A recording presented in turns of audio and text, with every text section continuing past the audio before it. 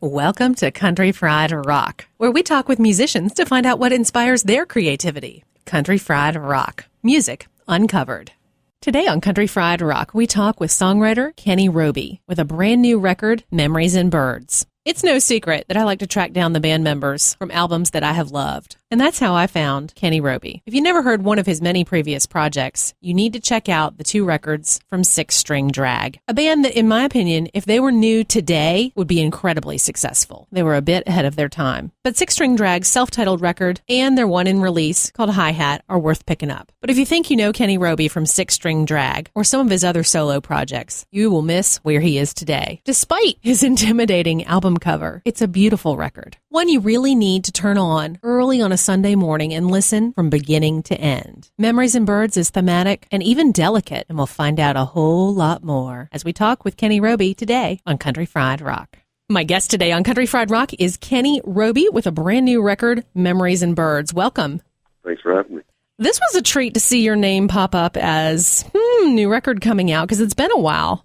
Yeah, it is. It's kind of been a long time coming. I've been pretty busy in the interim, raising family and, still writing here and there and then working different jobs, working on a little bit on other people's records, doing some home recordings, learning a little bit more about recording on my own and working with some other people. So I've definitely been busy, but not according to the general public, I guess. It's funny you mentioned that. Your name has actually come up in a couple of different features that we've had on this show in the past. Talk a little bit about that collaboration that you've been doing in this interim time.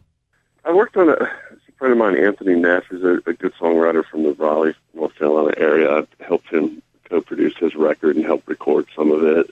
The other stuff is just more working on my stuff and getting different people to play on it, and like I said, home recordings. Yeah, the stuff I did with Neil has been a while. I've seen him a few times, and I just saw him a few months back in November. He was out with Chris Robinson. I went and hung out with him and had dinner with him and watched the show. Neil and I did a record called Black River Sides in the late 90s. I guess it came out officially in Europe, like a mail order thing. 99, I think. Earlier in the spring of 99, I think it was. Neil and I toured England, Ireland, and Scotland, and a little bit of France together. We would do some songs together during my set, his set. We had a great time playing and singing together, and it really worked out well. So when we came back, the German label that both of us were on, Glitter House, really, they had come out to see a few shows in Europe, and they really, really liked us singing and playing together and asked us if we would put something together. So we went to a tavern that Neil liked to play at every once in a while. It's on a hometown tavern in New Jersey called Bernie's Black River, I think. So that's where we recorded live songs for Black River Sides together. And it was, a couple of our songs that we did together and some covers, basically the kind of stuff we did live. Country Fried Rock is a proud sponsor of Front Porch Fest, coming to Stuart, Virginia, August 30th through September 1st. Get your tickets now at frontporchfest.com. Hey, this is Kenny Roby on Country Fried Rock. Let's go way back. How did you get into playing music originally? Are we talking like the duct-taped coffee cans that I would play Ozzy Osbourne songs on the drums? Absolutely. I vaguely remember being much larger than my drum set, I'll tell you that. Folgers cans only get so big. Basically, I was in, of course, I'm from a somewhat musical family. My dad was choir director and a baritone and bass singer in the choir always since I was tiny. And my brothers and sisters, my brother and sisters, all sang in church choirs, not gospel choirs, really, more in Southern Catholic choirs. And they all sang in high school chorus, and my sister was all-state. My sister went to Oberlin Music Conservatory for classical and opera singing. So, I was around a lot growing up, and, we always had records on and record collections here and there between my parents and my brothers and sisters. But when I was 15. I had just turned 15 or getting ready to turn 15. Some friends of mine who were in a punk rock band in town in Clemson, South Carolina, wanted a lead singer. Like the 2 guitar players sang, but they wanted to have like a singer. And I had been over to some older friends' house when they were just, having a basement jam and grabbed a mic and was singing some covers or whatever, some Clash songs or whatever. Like, hey, good singer. So they told this other band about me, and I went and tried out, and so they gave me the job. So at 15, I was in an already established band who was, they were all late teens and early college age. So I was just a singer. I didn't play any instruments really at that point. I was a front man and wrote lyrics, which were absolutely awful. I mean, you can imagine like the worst 7 seconds type lyrics and just make them half as good as that. So it was some of it was pretty atrocious. Just the kind of stuff you write sitting in Spanish class when you're 15 and 16 years old. So basically, we actually did pretty well for a high school band as far as knew a couple promoters, and we were willing to play for free. So we would end up doing opening for all these killer punk rock and hard rock acts. Like when I was 15, I opened up for Suicidal Tendencies. When I was 16, I opened up for the Circle Jerks in 7 Seconds. Whoa! Danzig, I don't even think I was 17 yet, and we opened for Jane's Addiction. Holy cow! On the Nothing Shocking tour. Oh my gosh! It's really interesting. So I was traveling around a lot, as a teenager. Like, hey, Mom, this is a really important gig. I got to go see the Bad Brains. Convinced her to let me go. I don't know. I'm not sure if she regrets it to this date. I probably do a little bit as far as my emotional and psychological development. Yeah, I was the youngest of 6 kids, so I had a little bit of free reign. And they were pretty tired by the time they got to me. They were like, fine, just opening for Danzig at night, and then in the next morning, the football players are wanting to beat me up. Interesting small-town existence. I didn't realize you were from Clemson. Yeah, I grew up in Clemson. I was born in Bethesda, Maryland, at a naval hospital. It's a naval hospital in Bethesda. My dad was working for the Navy in Arlington, and so within a year we moved down to Florida, around Jacksonville, Mayport at the naval base, and then to Charleston. Then he retired from the Navy, and he was a professor, and so we moved there when I was right before 2nd grade, and I lived there until I graduated high school. And within a year after that, I grabbed my belongings and moved up with my band, the Lubricators, to Raleigh, and that's how I made it to Raleigh. And within a couple of years, we'd broken up, and I formed Six String Drag, the earliest version of it. And then I moved back to Clemson. Right. That's what confused me, was I knew about Six String Drag having the Clemson connection, but I didn't realize you had lived there as a kid. Yeah, the earliest version of Six String Drag, it was called Six String Drag, and it was a couple of songs that kind of made it into the repertoire. But it was Jim Pendergast who helped me. He co-wrote Red, which ended up on hi-hat later. And actually, Ray Duffy played drums at that time, and a different bass player. Well, I moved back to Clemson, and I kind of kept the name and some of the songs, and then Rob joined up with me, and I formed the new version of Six String Drag at the time. And then Ray Duffy ended up joining back for the first recording. Gotcha. And then we all eventually moved up to Raleigh, and Scott Miller not from the B-Roys, but for Six String Drag, joined on guitar, and that was the 4-piece lineup that was on hi-hat. Right. Neither of those records are available anymore, are they? We're trying to reissue both of those records, maybe on vinyl and digital. We don't know if we'll put them on CD, but maybe vinyl and a digital download. Gotcha. And maybe through iTunes and things like that, and through the web store. Six String Drag was one of those bands that I think everyone here in the South, at least, was like, yeah, man. I'm going to write regardless. If I'm laying in the hospital and I can't move my hands or, my mouth, I can hopefully at least, vibrate my vocal cords and blink my eyes to write lyrics with the computer, and somebody else can sing it for me if I can't sing it anymore. When you're in a band that has a level of recognition like Six String Drag is, how do you continue to evolve and create and do what it is that is driving you creatively? My old joke is, 437 Kenny Roby fans can't be wrong. I mean, if I lose 100 and gain 400, it's worth it, or if I lose 100 and gain 200, whatever. We had more critical acclaim, and just in certain pockets in the country. Chicago is actually a place that we did pretty well. Cool. Outside of our region. I did decent solo-wise in the Midwest and with the band. Chicago was good for us. Knoxville, certain places in Texas, we, did pretty well. Some of this stuff it was hard to tell because without as much modern tracking, we were opening for bands like Steve, Earl, and Whiskey Town and stuff like that a lot of times, or splitting tours with them, the V-Roys, etc. So it was kind of hard to tell, how much of a fan base we had. And I didn't pay attention. I wasn't running a label back then, so I didn't really pay attention as much. I just kind of went on what they told me. But as far as artistically, I see what you're saying, but maybe I'm just contrarian a little bit. I don't concern myself with it too much over, they might not like this. Maybe when I read a review, there's a little bit of a jab, and I feel a little bit cuts a little bit if they're like, it's good, but it's not so-and-so. There's a little bit of the rebel in me, just start grumbling at them, but I don't hold on to it for too long. Sometimes radio won't react. It's funny because it's odd that there's such a big, I don't know what you would call it, just sort of a folky, kind of twangy movement on a different type going on right now. Mm-hmm. It seems from afar that I can see, but which oddly enough, probably Six String Drag would do now better than would do better now than we did in 1998. If we'd go open up for some of those bands would probably like it. I don't know if you'd say we're ahead of our time. We just keep missing waves, sitting out there on our board, so to speak. I threw that in there for Neil Fasal. As far as doing something different, you just have to go with what moves you, what the songs tell you to do. Do what's best for the song. And if you happen to be writing stuff that needs certain kinds of arrangements, or the characters need this kind of background, if they need this kind of music in the background, then that's the kind of music they get. The craziest kid around off Memories and Birds, the first arrangement we did in the studio was like Tenari when African blues meets like psychedelic Beatles kind of stuff. Ooh. And it was really fun. And it was totally different than the rest of the record. And it absolutely did not match the character at all. So eventually we went, well, what kind of music would this kid play or sing? Or what would be in his head? What would he hear? What would he like? Well, probably cowboy music. So it kind of ended up being a little bit like cowboy music meets, not in a retro way, but just kind of has that feel to me. It could be like Buddy Holly doing cowboy music, or the influences of people like Buddy Holly and Roy Orbison and stuff. Never miss a radio show from Country Fried Rock. Subscribe to our podcast on iTunes. Just search Country Fried Rock. Hey, this is Kenny Roby. You can visit me at www.kennyroby.net. That's KENNYROBY.net. You took some time off, and then it was a slow build to getting this record, Memories and Birds. What led to you knowing that you were going to do another record?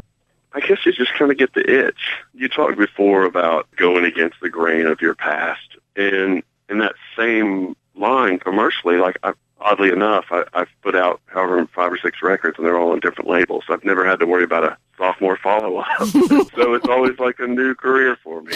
It really is. Almost depressing. I'm sorry I brought it up. So really, I can make a record when I have the itch and when I have the funds to do so. Maybe this one will be different because it's sort of on a real label, or at least it's through real distribution and has real backing behind it as far as press and radio publicity and promotion. And, we dabbled a little bit on other records. Mercury's Blues got a little bit of a push in worldwide distribution, but this record is the first one that's probably had kind of a commercial push in a way that Six String Drag did. Well, so creatively then, what was your method in getting this one done? I mean, had you written the songs ahead of time and then took them in to record, or was it done piecemeal?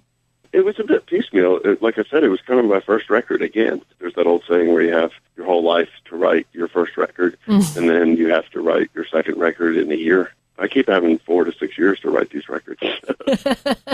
It's a bit like a first record. I've collected some of these songs and some of these characters, some of them back as far as the recording of the Mercy Filter. The Monster off the new record is based on a song called Uphill that was an outtake from the Mercy Filter that just never made it. It just never had that thing I was looking for. And it just kind of came to me one day when I was listening to some old tracks, some basic tracks of Uphill, and the ideas and the concept a little bit.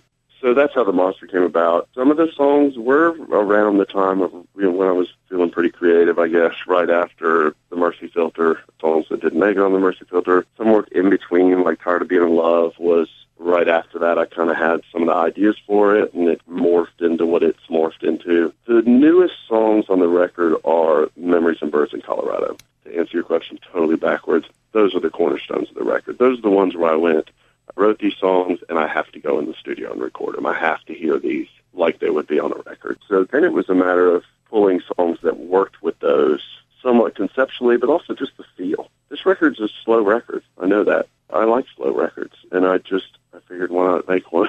It's the only thing I really planned on. I knew that the record was going to be slow. It was going to be a late night, early morning record. And I knew that I wanted it to kind of have a classic, organic feel. And none of the characters seem to be modern. They all seem to have classic stories, and their settings seem to be in classic settings that would be in literature or movies. And I wanted to make sure I could paint that. And like I said, if something was going in a direction that didn't work with that, which rarely happened, then I nixed it. So I didn't write a concept album, but I put together a song cycle concept type record, I think.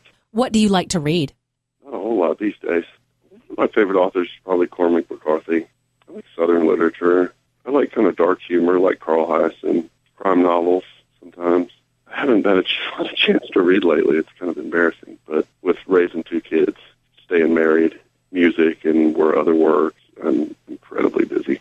So I don't watch a whole lot of movies these days or read a lot. When I was working on a job before, probably 3 or 4 years ago, I would work at the job. I was working in a mailroom at one point, and I know it's totally Bukowski, but but except for I'd quit drinking, so I don't, so there wasn't that. It was just a grumpy old guy in a mailroom. It was not a grumpy drunk old guy in a mailroom. So yeah, I would listen to audiobooks on tape, which was kind of nice. Find people who are good readers and who listen to them. We'd love to share with you our free compilation album, the Country Fried Rock Collection, Volume 1. All the songs were donated for the benefit of Nucci Space, a nonprofit organization helping prevent musician suicide in Athens, Georgia. Please consider a donation to Nucci Space. 100% of the money you donate goes directly to their services. Enjoy, y'all. Hey, this is Kenny Roby. You can buy Memories and Birds, my new album, at iTunes, your local record stores, or on my website at kennyroby.net. Thanks. So how did you end up deciding to work with Jason Merritt? I was introduced to Jason through Scott McCall, who used to be in the Two Dollar Pistols. Mm-hmm. He was in Tiff Merritt's band for a while, but Scott was on Rather Not Know. I played with Scott for like 10 years. Basically, he joined a little bit after I made Mercury's Blues when I was doing a little touring for that, some band touring for Mercury's Blues, around 2000, I guess. Scott was on Rather Not Know and on the Mercy Filter and a little bit on the new record. 2 or 3 records ago, he'd worked on Jason was an engineer, Tiff's record. And Jason also did the demos for the record. He was the producer and the engineer on the demos they did for the record. Scott was playing on that record, so he kind of had a relationship with Jason. He was like, man, you should work with Jason. I think you guys will work well together. He gets great sounds. He's got good ideas. He's really easy to work with. And so we just went over to Jason's house, and we recorded an acoustic, basically the basis for Colorado, like an acoustic guitar and on some percussion. And we did Our Fading Fighter with him. Scott and I did on the acoustic guitar, so those are the basic tracks for that. Eventually, Scott, he was so busy with work, he wasn't going on the road anymore, and he got a regular job, and he just had twins. Oh, my gosh. So he already had, like, a year-old baby. All of a sudden, he had 3 kids, or was getting ready to. And so he was just way too busy to be involved and too invested in the record. So he was like, man, I'm going to have to back out, and you and Jason just work through it. And so Jason and I kept working on it, and we got a couple of different bass players and drummers to come in and do a few things, and we just started overdubbing, and I would just have ideas for songs and say, okay, we need strings on this and this and this, so we just kind of pull from the music community, people who were willing to help us out for cheap, and people I knew around, and that was that. And it was great working with him. I mean, he's a very talented engineer and has good ideas as a producer, and we, like I said, we worked together pretty well. We didn't fight very much at all. It sounds like, from what you're saying, that there was a direction led by those 2 cornerstone songs and then filling it in. How did that evolve? Because it wasn't like an overnight process in literally physically making the record. Yeah, it's not like we had 2 weeks of studio time booked and we were gone, and that was it. We did have 3 or 4 months that we made the record. But, I mean, I did want the record to be done somewhat quickly for a guy who didn't have to have it done in a certain time. I still wanted somewhat of a deadline because Jason had work to do, I had stuff to do, and we did book real studio time for a lot of it. I mean, some of the song was done, the basic tracks on 2-inch tape, not on computers, and then eventually dumped down and worked on. But a lot of the stuff was done on tape. But as far as the process of the rest of the record, lyrically and the feel of things, I think Colorado and Memories and Birds, it kind of established an older classic feel, almost like a film feel at times. Obviously with Colorado, Memories and Birds just sounded like a song that could have been written to me anytime. And to me, I always imagined, when I first wrote that song, I imagined those guys, the characters in those songs, being much, much older as far as their time period. I imagine the kid in Memories and Birds, who's probably a teenager, probably from the late 1800s, just after the Civil War. Ooh, I'm going to have to re-listen. Colorado, I think the guy was kind of throwback, even though he was probably 30s to 50s time period. It still even has an older feel than that, to me, like a Cormac McCarthy book or a John Ford movie. It's like it's old, but it's timeless at the same time. Does that make sense? What is your plan in terms of taking some of this music out to people? Well, I've got some shows that I'm doing with the band, and it's difficult to do an album that has, 15 people and instruments on one song to pull that off with 4 or 5 guys. But, we do our best. We just try to keep the feel. So the plan is to tour with the band as much as possible, and then I'll do solo shows.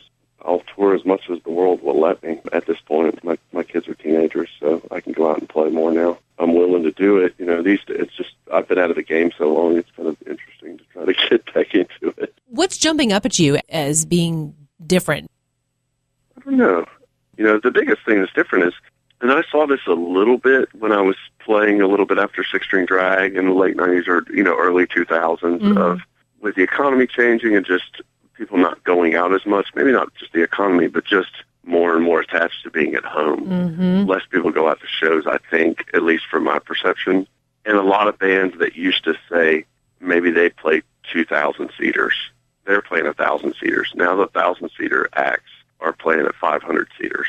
People that used to draw to do 400 or 500-seater places are playing 200-seaters. People that used to do 200 are playing coffee shop. I'm the guy at the coffee shop now. Sometimes it's just scaled back, I guess. What's working for you? The people who like the record really like it, are really sinking their teeth into it, or really reacting to it. They're getting it. Creatively, well, now I'm not really in a creative frame because I'm in the promoting the record, getting it out there into the world, business, quote-unquote, frame of mind. Still writing dark songs when I do write them. Do you find that you still continue to write and it hits you, or is it something that you have to push that aside in order to keep focus? I just got to say thank God for recording apps on iPhones, because if I didn't have them, I would have no ideas left.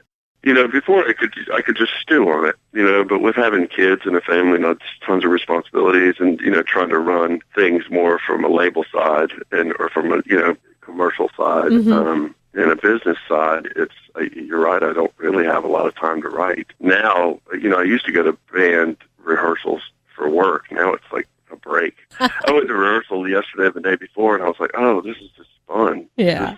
I don't have to stress. I'm not thinking about anything. I don't have to email anybody. So creatively, as far as I'm not writing, but I'm playing more guitar. For most songs, I'm the only guitar player in the band, which is a little scary. But, it's not really lead guitar kind of music. So I'm having fun trying out different tones and working on kind of more live arrangements of things. That's what I've been doing more creatively. Are you finding as you're rearranging these songs, they're finding new vibes? Yeah, I think so. Tired of Being in Love is probably one of the toughest. Tired of Being in Love in Colorado are the toughest, probably, as far as trying to do them live. Colorado kind of takes on Tim Fight, songwriter, kind of hip-hop guy. He saw me play with the band. I opened up for him in Chapel Hill, and he thought Colorado sounded like something off Gentleman by the Afghan Wigs. Because live, it's kind of dark. It's a little more electric. Jason does a little bit of the string patches, he'll do a little bit of that stuff on the keyboard, but it's more, he's doing a little more distorted, kind of weird flute sounds on keyboards and piano sounds, and it's just a little bit, I think he was saying about the Afghan Wigs Gentleman thing, it was just such a slow burn, and it just kind of didn't let up, and it was just not, it never totally exploded, it was a slow, he said, oh, I love that record, that's a big compliment, and I love that record as well, but, it's kind of got a little bit more of that meets, like a slow Neil Young song. And it's as long as Cortez the Killer. So You're listening to Country Fried Rock. Today we're talking with Kenny Roby. But and Tired of Being in Love is just, that was a struggle to make, to be honest. It was just, we're just trying to find the groove on it and trying to find what the right instruments were on it and what was getting in the way and what really worked and what layers worked. We spent a lot of time on Tired of Being in Love compared to a lot of the other songs. Oddly enough, Colorado in the studio was very fast. I arranged it on, with keyboards and stuff doing the string parts on computers, and basically I had string players come in and copy those parts, and on the fly, I would tell them things to do in the studio as well. Hey, do this here, do a staccato part here, blah, blah, blah, and I would hum melodies to them. I don't write music or score music, so that's the way I have to work. So it's just whatever's off the top of my head or whatever kind of parts I have to just kind of cycle through and get burned into my psyche, I guess. But back to Tired of Being in Love, live, it kind of becomes more like if Roy Orbison had a 4 or 5 piece band. We just kind of get the rhythm going and get the right groove and just try to get the spirit of the song without doing exactly the same. A little more like a Southern soul song meets Roy Orbison kind of feel than it, a little Phil Spector type beats. We changed the beat around a little bit in the groove, just a little bit. Still sounds good, and it still has the feel of that spirit of it. I'm Tired of Being in Love. I always imagine the woman is standing at the kitchen in the 50s, probably post-Korean War, with the baby right there crying, and she's washing the dishes and listening to the radio. Tired of Being in Love is the song that's on the radio. She's singing it, so does that make sense? Yeah. So the irony there is it's a really happy sounding song, the only happy sounding song probably on the record, the more danceable kind of track. And it's just as depressing as any of these tracks. It's a pretty dark song. I mean, but at the same time, that's kind of the point. That's the soundtrack of her life. And that's the 50s a little bit. Let's bury things, make it bubblegum, even though there's still real things going on in our lives. They didn't quite talk about their feelings just yet, in modern popular culture, Right. Maybe in literature, maybe in some of the arts, but not in popular music. I mean, she's a Betty Draper. Really. I mean, that's kind of of course, I wrote it before I ever saw any of that show, but, she probably barely knows her husband. She may have gotten pregnant when he was home briefly or right before he left to go to the war, and he comes back and he's basically shell-shocked, and he's in the other room and he's a ghost, And so, and the irony there is, too, is it's a deep problem, but she's saying, I'm tired of being in love, like she's still a teenager, A lot of the songs on the record, I really wanted this to be a soundtrack to these people. I wanted it to be the kind of stuff they would listen to. I mean, it doesn't always hit its mark with that, but certain songs more than others. I didn't want it to be retro. I just wanted the spirit of that. Memories and Birds in particular, I didn't pick up on how old that vision was that you had about it, and I'm going to re-listen because it's not retro. It's a little bit Little House on the Prairie. I mean, it is, but it's dark, too. It's just young, unrequited love, or like he's friends with the girl kind of because if they're living in a mountain town or a small town, wherever, but they don't have any relationship yet. He's just daydreaming, that little kid, or a teenager. But, probably on the edge of, hey, I could go to war too, probably a 14 or 15-year-old kid in the 1800s or, in the scope of the whole record, I would probably throw him into the 30s or 40s. So the characters can kind of, in my mind, consistently can be repeatable, or they can be, he could be the guy that tired of being in love. That's like I was saying, I didn't write a concept record, but I wanted to put one together. So this character could easily be this character later on in his life or in the past. The craziest kid and the craziest kid around can easily be in the next song, right. The adult in Colorado, very easily. Yeah. And the point in that was setting it up that way was for kind of almost like, look what happens when you don't pay attention to a kid who's got problems. Yeah. He becomes the guy in Colorado, possibly. Kind of a wallflower. And he's just observing everything as a kid, and it's just kind of a screwed-up town, Probably southern small town or midwestern town, or, I imagine he lives maybe in the mountains, and then he goes into town every once in a while, like a classic scene in a book or movie. And, nobody really pays attention to him. He's got his little stories and his observations, and maybe he's the guy in the next song, that ends up being possibly a killer, possibly a hired killer. Yeah.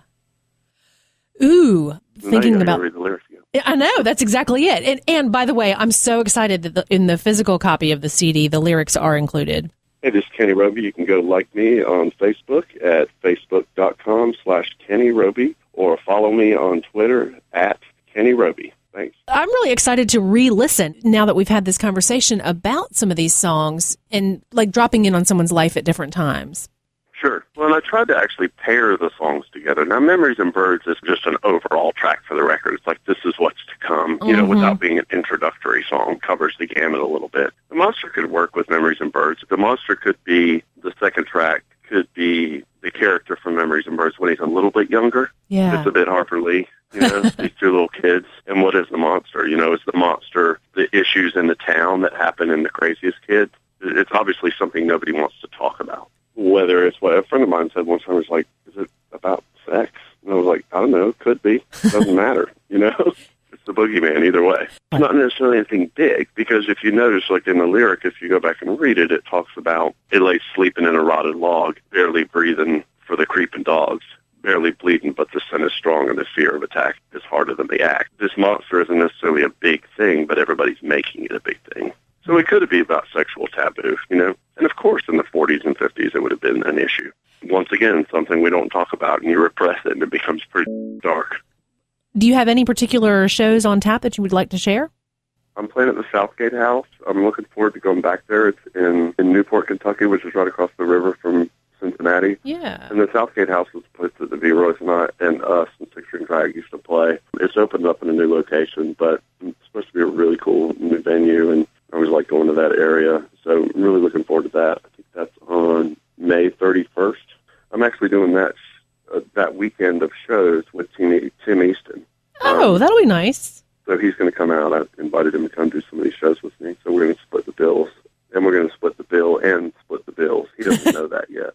So we're doing that May 31st, and then we've got a couple more shows that weekend that we're doing together. We're playing a place called Natalie's in just outside of Columbus together. Cool. And I think we're trying to put together a Pittsburgh or a Cleveland date for June 1st. Besides that, I'm doing a big show near here in Durham, North Carolina at Duke University. It's a big outdoor show at Duke Gardens there. Oh, wow. So we're headlining that, so that should be fun. Basically just trying to put it together, trying to get my foot back in the door. This has really been a huge treat to get to hear a lot about the connections, especially amongst these songs conceptually. This is a real treat. I really appreciate your time and chatting with us, and I'm looking forward to catching some of these things you have coming up that are going to be streaming online as well. Yeah, absolutely. Thanks a lot. Take it easy. Safe travels. Okay, thank you. Country Fried Rock, music uncovered. Find our full playlist at countryfriedrock.org. You can subscribe to our weekly podcast on iTunes. Just search Country Fried Rock. Our theme music is from The Heap. Check them out at heapdeluxe.com. That's HEAPDELUXE. Our Country Fried Rock stinger is from Steve Soto and the Twisted Hearts. Country Fried Rock. Copyright 2013 by Lily Pad Productions. All rights reserved. Country Fried Rock is a partnership with the nonprofit Florence Regional Arts Alliance. Your donations to this program are tax deductible to the extent you are eligible under U.S. law. Country Fried Rock radio programs are distributed to public radio through the Public Radio Exchange, prx.org. Ever he been helping us some country fried rock.